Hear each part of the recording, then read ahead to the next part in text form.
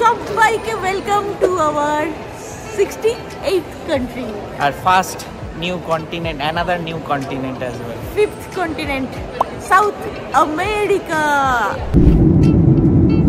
এখন এসছি মাদ্রিদ এয়ারপোর্টে। এখন লাগেজ চেক ইন করবো, করে তারপর যাব ডিরেক্ট টু পেরুর রাজধানী লিমাতে।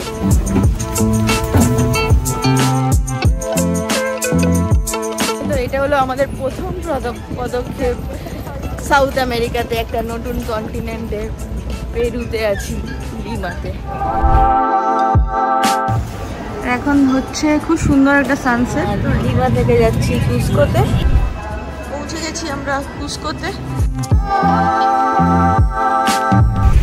এই হচ্ছে আমাদের হোটেল আজকের রুম। সবাইকে স্বাগত একটা নতুন ব্লগে। তো রয়েছি এখন আমরা হেলসিঙ্কি এয়ারপোর্টে। আর আজকে আমরা শুরু করছি আমাদের যাত্রা। নতুন ট্রাভেল সিরিজ শুরু হতে চলেছে। আর এই ট্রাভেল সিরিজটা খুবই স্পেশাল, কারণ এই ট্রাভেল সিরিজের প্রত্যেক দিন আমরা ঘুরে দেখবো একটা করে বাকেট লিস্ট আইটেম, এবং এটা সত্যিকারের বাকেট লিস্ট আইটেম হতে চলেছে সবার। আর প্রতিদিন আমরা সেটা দেখবো একটা করে নতুন বাকেট লিস্ট আইটেম। তো আমরা যাচ্ছি সাউথ আমেরিকা। তো সাউথ আমেরিকার বিভিন্ন কান্ট্রি আমরা ঘুরে দেখবো। আজকে আমরা যাচ্ছি এখন মাদ্রিদে, কারণ এখান থেকে ইউরোপ থেকে ভালো কানেকশন পেতে গেলে, সাউথ আমেরিকা যেতে গেলে মাদ্রিদ বা স্পেনের কোনো এয়ারপোর্ট থেকে যাওয়াটা বেশি সুবিধাজনক হয়। তো আমরা এখন তাই হেলসিঙ্কি থেকে যাচ্ছি মাদ্রিদ এয়ারপোর্টে। তো আজকে আমরা রাত্রিটা মাদ্রিদে থাকবো, আর কাল সকালে শুরু হবে আমাদের জার্নি টুয়ার্ডস সাউথ আমেরিকা।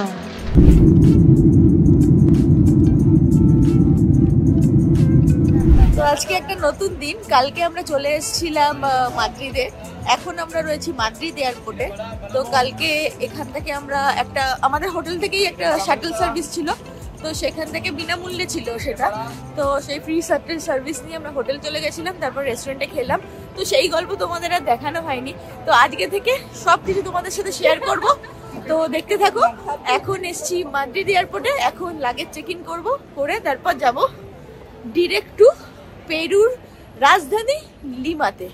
তো এই প্লুস আলট্রা, এইটা হলো এয়ারলাইন্সের নাম। আমরা প্লাস আলট্রা বলে জিজ্ঞেস করছিল, কেউ বুঝতে পারছিল না। তো স্প্যানিশে প্লুস। তো এই প্লুস আলট্রা এয়ারলাইন্সে আমরা তো আগে কখনো চড়িনি, তোমরা জেনে থাকলে জানাবে।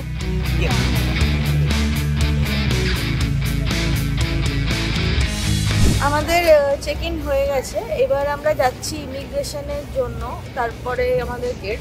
তো এখন গেটই দেখাচ্ছে এখান থেকে 22 মিনিট হেঁটে যেতে হবে, মানে এয়ারপোর্টের ভেতরে এখন 22 মিনিট হাঁটতে হবে, তারপর আমাদের গেট। তো তার মাঝেই কোথাও ইমিগ্রেশনটা পড়বে যতদূর মনে হচ্ছে। এরকম একটা ট্রেনে করে আমাদের এখন এসে যেতে হবে। এই যে লেখা আছে টার্মিনাল 4 MRS। তো এই ট্রেনগুলো হয়তো নিয়ে যাবে, আর এগুলো কিন্তু ড্রাইভারলেস ট্রেন হয়। পাসপোর্ট সঙ্গে সঙ্গেই হয়ে গেল, দাঁড়াতেই হয়নি, একদম ফাঁকা মাঠ। আর এদিকে ইউ এর যদি দেখো, দেখাচ্ছি না, যদি ইউ এর দেখো তাহলে গুচ্ছ লোক। এদিকে একমাত্র সুবিধা হয়েছে গরিব গুবরদের পাসপোর্ট নিয়ে তাড়াতাড়ি আমাদের ইমিগ্রেশনটা হয়ে গেছে। আমরা ফ্লাইটে বোর্ড করলাম। এখানেও এরকম একটা বালিশ দিয়েছে আর একটা কম্বলও দিয়েছে। তো আর সিটও ঠিকঠাকই লাগছে, মানে এরকম এতটা লেগ স্পেস আছে, তো ঠিকই আছে। প্রথমবার এই এয়ারলাইন্সের নাম আমরা শুনলাম, দেখা যাক ফ্লাইট এক্সপিরিয়েন্সটা কেমন হয়।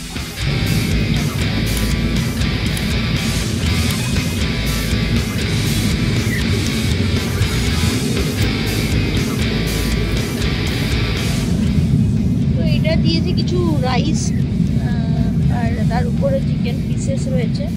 এখানে বান দিয়েছে, এটা একটা কেক দিয়েছে, সাথে এখানে স্যালাড, আর এটা কাটলেরিস, বাস এই আছে। এখানে চালগুলো ভীষণ মোটা মোটা, আমরা পায়াতে যে চাল দেয় সেই চালই। তো পায়া এখানকার একটা খুব নাম করা ডিশ, যেটা স্পেনে সবাই খুব খায়। এদিকে এনারা আসছে ড্রিঙ্কস দেবে, ড্রিঙ্কস নিয়ে আসছে। এখানে সব রকম ড্রিঙ্কস অ্যাভেলেবেল, মানে অ্যালকোহলিক নন অ্যালকোহলিক সবই দিচ্ছে। আমরা কিছুক্ষণ খেলাম দিলাম, একটু ঘুমোলাম, তারপরেও সময় আর কাটছে না। 12 ঘন্টা। কিরে কেমন লাগছে? হ্যাঁ, নট গুড। এটা কি করা উচিত ছিল? এটা তাতে কি হতো? আমরা কি 12 ঘন্টার জায়গায় ওটা 6 ঘন্টায় চলে যেতে পারতাম।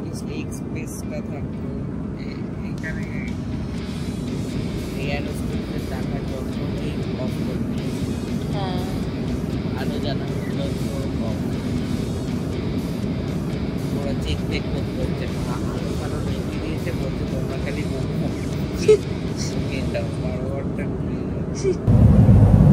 এখনো দেখাচ্ছে যে 4 ঘন্টা বাকি। আমরা একটু যেখানে এয়ার হোস্টেসরা বসে ওখানে এসে একটু হাঁটাচলা করছি, শুধুই সময় কাটছে না। মানে 12 ঘন্টার মধ্যে 8 ঘন্টা মেরে এনেছি, আরও 4 ঘন্টা বাকি। তো খুব কষ্টকর। মানে 12 ঘন্টার ফ্লাইট, অ্যাকচুয়ালি ফ্লাইট টাইম হলো 11 ঘন্টা ওই 35 মিনিট মতো। মানে সব কিছু মিলে 12 ঘন্টায় লেগে যাবে। তো মানে টেক অফ করার পর থেকে ওরা টাইমটা বলে। তো যাই হোক, তো সেই জন্যই 12 ঘন্টা মতো মানে অ্যাভারেজ হচ্ছে। তো খুব কষ্টকর ব্যাপার। কতক্ষণ সিনেমা দেখবে তুমি? কতক্ষণই মানে একবারই আমাদের এসেছিলো, খাবার দিয়ে গেছে আর ড্রিঙ্কস দিয়ে গেছে, কিন্তু তার মধ্যে একটা লিমিট আছে, তারপর তো বন্ধ হয়ে গেছে। তো তখন একটু টাইম কাটে আর কি, যে মানে খাওয়ার জন্য একটু কনসেন্ট্রেট করে ওই সময় টাইম কাটে। কিন্তু তারপর আর কতক্ষণ, আর কতই বা সিনেমা দেখবো, কাটতে ব্যথা করছে। মানে এতক্ষণ হেডফোন থাকে।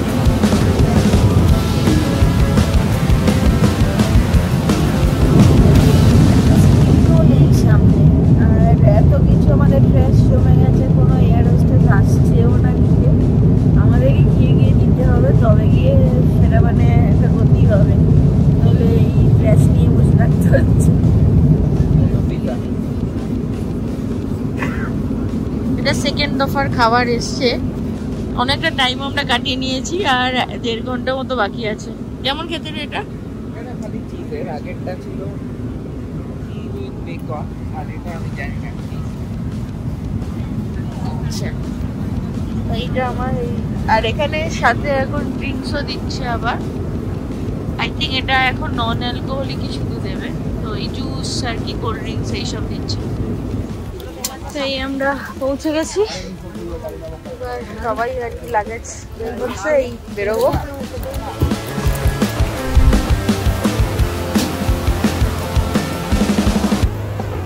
এই জাস্ট আমরা ফ্লাইট থেকে নামলাম, এই গেট থেকে নামলাম। এই হলো ফার্স্ট ঝলক পেরুর।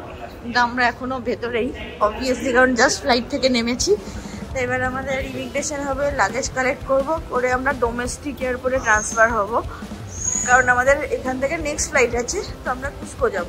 তো এই আগে দেখা যাচ্ছে ইমিগ্রেশন, ডান দিকে হবে।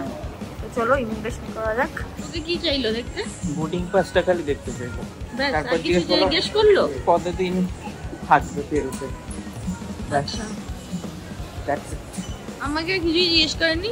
আমাকে বললো যে এরপরে কি তুমি কুসকো যাবে, পুরো স্প্যানিশে বললো। আমি লিমার কুসকো এই দুটো ওয়ার্ডকে পিক আপ করে বুঝলাম নিশ্চয়ই সেটাই বলছে। না বললে জানি না, অন্য কিছু বললে বললাম হ্যাঁ হ্যাঁ। ও বললো যে ঠিক আছে যাও। আর কোনো স্ট্যাম্প দিল না। পেরু স্ট্যাম্পটার আমার দরকার ছিল, বাট বোধহয় এখানে যেহেতু আমাদের আলাদা করে স্টিকার ভিসা নেই, তার জন্য বোধহয় হয়তো স্ট্যাম্পটা দিল না। তো এইখানে আমরা দেখছি যে একটা এটিএম রয়েছে। তো এখান থেকে আমরা ডলার তুলে নিচ্ছি, আর এখানকার কারেন্সি সোলস সেটাও তুলে নিচ্ছি। যদিও এয়ারপোর্টের চার্জেস সবসময় বেশি থাকে, বাট আমাদের কাছে এখন অপশান নেই। সাউথ আমেরিকাতে মেনলি ইউএস ডলারটা খুব বেশি চলে, ইউরো অতটা চলে না। আর আমরা চেষ্টা করেছিলাম আমাদের হেলসিঙ্কি থেকে ইউরোকে কনভার্ট করার, তো বাট সেখানে খুবই বেশি চার্জেস লাগছিল।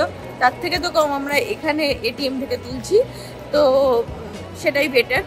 আমরা এতই বোকা, আমাদের কাছে ছিল ইউএস এর কার্ড, কিন্তু মাথাতেই বেরিয়ে গেছে যে সেই কার্ডটা থেকে আমরা তুলতে পারি। বাট ঠিক আছে, সবসময় মাথা হয়তো কাজ করে না।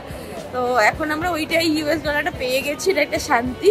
কারণ আমরা খুবই টেনশন করছিলাম যে কোথায় এরপর নেক্সট পাবো। ভেবেছিলাম মাদ্রিদ থেকে তুলবো, সেটাও তুলতে পারিনি। ওখানে তো তোলার অপশানই পাচ্ছিলাম না। আর যেটা পেলাম সেটার রেটটাই হেলসিঙ্কির থেকেও খারাপ ছিল। তো তাই একটা রিস্ক নিয়ে এসেছিলাম, আর এখানে একটু বেটার রেট পেয়ে গেছি। তো যাই হোক, আর সোলসটাও আমাদের এবার তুলতে হবে, দেখি কেমন হয় দেখতে। তো এরকম হয় সোলস। আমাদেরকে এয়ারপোর্টের বাইরে চলে আসতে হলো, তারপর আমরা এখন জাস্ট পাশের গেটেই হলো ডোমেস্টিক, তো সেই দিকে যাচ্ছি। আর এটা হলো প্রথম পদক্ষেপ আমাদের, মানে এয়ারপোর্টের বাইরেটাকে আমি কাউন্ট করি সবসময়, তো এটা হলো আমাদের প্রথম পদক্ষেপ সাউথ আমেরিকাতে, একটা নতুন কন্টিনেন্টে পেরুতে আছি, লিমাতে। এবার আমরা ডোমেস্টিকে চলে এসেছি। কি ভিড় দেখো এয়ারপোর্টে, বাপরে বাপ। আর এখানে লোকেরা কিন্তু বেশ ভালোই ধাক্কি করে, আমাদের দেশের লোকেদের মতো। এখন হচ্ছে খুব সুন্দর একটা সানসেট। তো এই দেখো লিমা এয়ারপোর্ট থেকেই এত সুন্দর পাহাড় দেখা যায়, আর এর একদিকে সমুদ্র, যেটা আমরা খুলতে পারিনি কারণ আমাদের সিটটা জানলা ধারে ছিল না।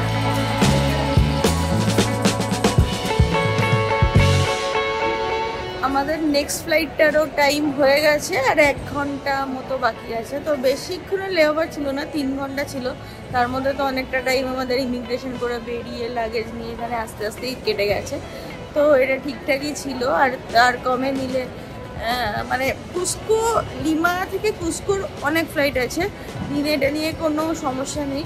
সমস্যাটা থাকে হলো বেসিক্যালি লিমা আসার ফ্লাইটটা, যেটা মাদ্রিদ থেকে ওরকম প্রচুর কানেকশান ওরকম নয়, তাও স্পেন থেকেই সব থেকে বেশি কানেকশান। আর ভিসা প্রসেসটা নিয়ে বলি, তো আমরা যেহেতু ফিনল্যান্ডে থাকি, মানে আমরা যেহেতু ইউরোপের সেনজেন একটা কান্ট্রির রেসিডেন্ট পারমিট আছে, তো আমাদের ক্ষেত্রে অ্যাকচুয়ালি তাই জন্য আমাদের কাছে কোনো ভিসা লাগেনি, বা মানে ই ভিসাও লাগেনি, অন অ্যারাইভাল ভিসাও লাগেনি, কিছুই লাগেনি, একদম ভিসা ফ্রি আমরা যেতে পেরেছি। আর তাছাড়াও আমাদের কাছে রয়েছে ইউএস ভিসা।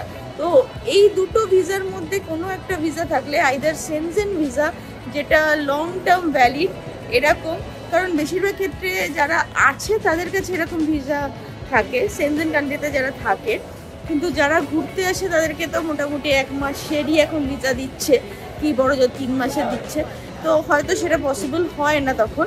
তো বেশিরভাগ ক্ষেত্রে এটা মানে বেনিফিশিয়াল যারা রেসিডেন্ট অফ সেনজেন কান্ট্রি, তারা এখানে ফ্রি অফ কস্টে, মানে ফ্রি অফ ভিসা কস্টে বা ঝামেলা নেই কোনোভাবে, সেরকমভাবে আসতে পারে। এছাড়া যদি ইউএস থাকে সেটা নিয়ে আসতে পারে। তো আমাদের কাছে দুটোই আছে, তো তার মধ্যে কোনো একটাতেই আমরা আসতে পারতাম। তো বেসিক্যালি এরা পাসপোর্টে ইউএসটাই দেখছিল, তো কারণ মনে হলো যে ইউএস ভিসা নিয়ে ইন্ডিয়ান পাসপোর্টে আসাটা এরা বেশি ফ্যামিলিয়ার, যারা আর কি কাউন্টারে বসেছিল। তো বাট আমি জানি যে সেনজেন দিয়েও আসা যায়। তো বাট আমরা যেটা অ্যাভেল করেছি, আমরা ইউএস ভিসাটাকেই অ্যাভেল করেছি, ইউএস ভিসাটাকেই দিয়েছি, মানে পাসপোর্টে ছিল সেটাকেই দেখেছে, আমরা আলাদা করে সেনজেন কার্ডটা দিইনি। তো এটাই হলো আপডেট ভিসা নিয়ে। আর ইন্ডিয়া থেকে যদি আপনি করে আসতে চান, তো তাহলে ক্ষেত্রে কী করতে হবে তোমাদের ক্ষেত্রে, তাহলে স্টিকার ভিসা নিয়ে আসতে হবে। তো পেরু এমবাসি যেতে হবে, তো সেখান থেকে স্টিকার ভিসা নিয়ে আসতে হবে। তো একটু লম্বা প্রসেস হয়ে যায় জেনারেলি, কারণ স্টিকার ভিসা যখনই নেবো তখনই ওটা একটা মানে একটা ঝঞ্ঝাট আর কি। তো মানে যাওয়া, ইন্টারভিউ দেওয়া বা বিএফএস অফিসে যাওয়া, ডকুমেন্ট সাবমিট করা, তো এটা করে আসতে হবে। ইন দ্যাট কেস সব থেকে আমি সাজেস্ট করব যে একটা ইউএস ভিসা নিয়ে রাখা। ইউএস ভিসাটা নিয়ে রাখলে এটা এত পাওয়ারফুল হয়, যেটাতে অনেক কান্ট্রি করা যায়। তো আমি এটা নিয়ে একটা আলাদা ভিডিওই বানাবো, যে একটা ইউএস ভিসা আমাদের ইন্ডিয়ান পাসপোর্টকে কতটা পাওয়ারফুল বানাতে পারে। ডিনার তো আমরা তেমন কিছু করতে পারবো না, কারণ এখন বাজছে হলো 8টা ঠিক নয়, ওই 7:30 বাজছে, 8:15 আমাদের ফ্লাইট। তো তাই জন্য এই স্টারবাকস থেকে আমরা একটা স্যান্ডউইচ মতো আর একটা ফ্র্যাপেচিনো নিয়ে নিলাম। তো এটা দিয়েই এখন ডিনার করতে হবে, কারণ যখন আমরা কুস্কো পৌঁছাবো তখন বেজে যাবে 10টা। তারপর এয়ারপোর্ট থেকে বেরোতে মানে ইমিগ্রেশন আর হবে না, ইমিগ্রেশন বাই দেবে, বাট লাগেজ তো কালেক্ট করতে হবে। তো এইসব করে টোরে আমাদের বেরোতে 10টা, 10:30 তো বাজবেই। তারপর ট্যাক্সি নেবো, হোটেল যাব, মোটামুটি 11টা 15-20 হয়ে যেতে পারে। তো তখন হয়তো কিছুই পাওয়া যাবে না, তাই জন্য সেফ সাইডে এখনই করে নেওয়া হলো। তো এই একটা করে স্যান্ডউইচ আর জাভা চিপ ফ্র্যাপেচিনোটা আমাদের পড়েছে 27 সোলস মানে অ্যাপ্রক্সিমেটলি 7 ইউরোস মতো, ওই 650 টাকার মতো পড়ছে। এয়ারপোর্টের হিসাবে ঠিকই আছে, অতটা প্রাইসই কিছু না। আর টেম্পারেচার ডিফারেন্সটা অনেক বেশি, এখন হেলসিঙ্কিতে 2 বাজছে, আর তাই জন্য প্রচণ্ড 2 পেরিয়ে গেছে আর কি, 2:15 করে বাজছে, আর খুবই ঘুম পাচ্ছে আমাদের, দুজনেরই মাথা ব্যথা ধরে আছে। তাই জন্য এখন এই কফিটা খুবই আমাদের মানে লাইফ সেভার, তো কফিটা খুব দরকার ছিল। তো সেই ডিনার করে এবার তারপর আমরা ফ্লাইটে উঠবো। আমি আগে এখানে এই এরিলো এই অ্যাপটা আগের নাম শুনেছিলাম, আগে একবার আমরা নিয়েছিলাম যখন এই অ্যাপটা একদম নতুন ছিল। এই অ্যাপটাতে ইসিম, এটা কোনো প্রমোশন না, এই অ্যাপটা ইসিম পৃথিবীর সব জায়গায় ইসিম। আমরা ইসরায়েলে নিয়েছিলাম আমরা ইসরায়েলে নিয়েছিলাম, তখন এটা সেরকম কাজ করেনি। আজকে আমরা পেরুর জন্য নিলাম, বিকজ পেরুতে 5 জিবির জন্য অনেক টাকা চাইছিল, প্রায় 100 সোলস মানে হলো 25 ইউরোর মতো। কিন্তু আমরা এখানে এরিলোতে পেয়েছি যেটা 1 জিবি দেবে, যদিও 1 জিবি ডেটা 4G, সেটা নিল হচ্ছে 8 ইউরো। তো এটা অনেক সস্তা তো, এবং ইনস্টল করা, সিম ইনস্টল করাও খুব ইজি, এখন খুব সহজেই ইনস্টল করা যাচ্ছে। তো ইনস্টল করে নিলাম, তারপর চেকও করলাম। অ্যাটলিস্ট লিমাতে তো 4G দেখাচ্ছে, কুসকোয় গিয়ে দেখতে হবে। বোর্ড করে গেছি আমরা, লিমা থেকে যাচ্ছি কুসকোতে। তো এটা হলো স্কাই এয়ারলাইন্স, তো এটাও আমাদের কাছে নতুন, প্রথমবার যাচ্ছি। বাট এইটা বলবো যে ছোট ফ্লাইট হলো এই এয়ারলাইন্সে কিন্তু বেটার, মানে এখানে অ্যাটলিস্ট চার্জিংয়ের পোর্টগুলো সিটে রয়েছে, আর ওখানে অত বড় ফ্লাইটে চার্জিংয়ের পোর্ট নেই, এটা খুব অড ছিল ব্যাপারটা। পৌঁছে গেছি আমরা কুসকোতে, এবার লাগেজ নিয়ে সোজা হোটেল যাবো, ঘুমোবো। এতক্ষণ ধরে ফ্লাইট জার্নি করে খুব টায়ার্ড, তো তাড়াতাড়ি লাগেজ নিয়ে স্ট্রেট ট্যাক্সি নিয়ে হোটেল যাবো আর ঘুমোবো এখন। এই দেখো, এটা হলো লাগেজ বেল্ট। আমরা এসছি এখান থেকে, জাস্ট আমরা 1 মিনিট হতে এসছি, মানে ফ্লাইটের গেটটা এখানে, বেল্ট এখানে, আর এইখানেই এক্সিট, সোজা রাস্তা দেখা যাচ্ছে। এটা বেশ অদ্ভুত লাগলো, এরকম প্রথম দেখলাম জাস্ট বেল্টের পাশেই একদম এক্সিট। আমরা একটা উবার বুক করে নিয়েছিলাম, তো সেই উবারই এসে গেছে। এটা দেখতে দেখো অনেকটা আমাদের মতনই। 7, 4, 4, 8, 8, and then 5. 5. Yeah. Sí. Ya, listo.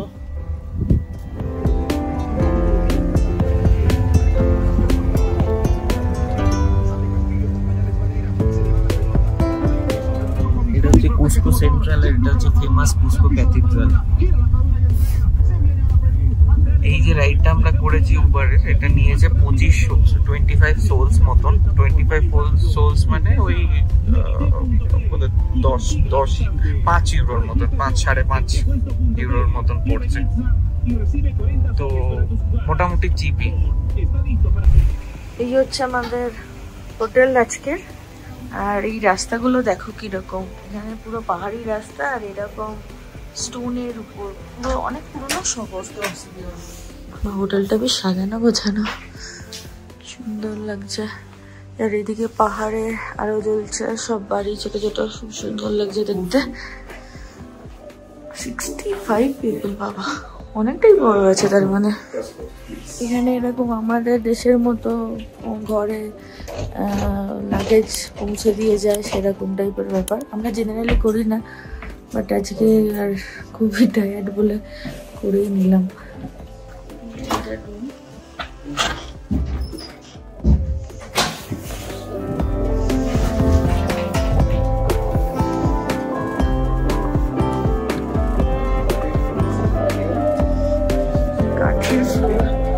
আর এখানে ওয়াশরুম।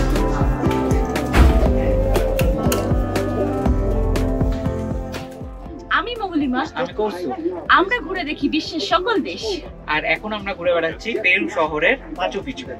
আর এই মাচু পিচু হলো আমাদের 68তম দেশ, মানে পেরু হলো 68তম দেশ। আর যদি এই ভিডিওর সিরিজটা আমাদের যদি ভালো লাগে তাহলে প্লিজ লাইক করো, কমেন্ট করো, আর সাবস্ক্রাইব যদি এখনো সাবস্ক্রাইব না করে থাকো প্লিজ সাবস্ক্রাইব করো আমাদের চ্যানেল। আর বেল আইকনটা টিপতে ভুলো না। Thank you.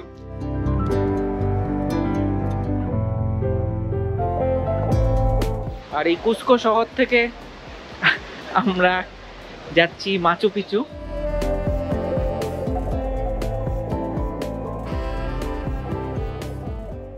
Machu means old, Picchu means mountain. And this kind of name is no the Incas names. Okay, Machu Picchu, that one. See the big montaña? That one. Yes.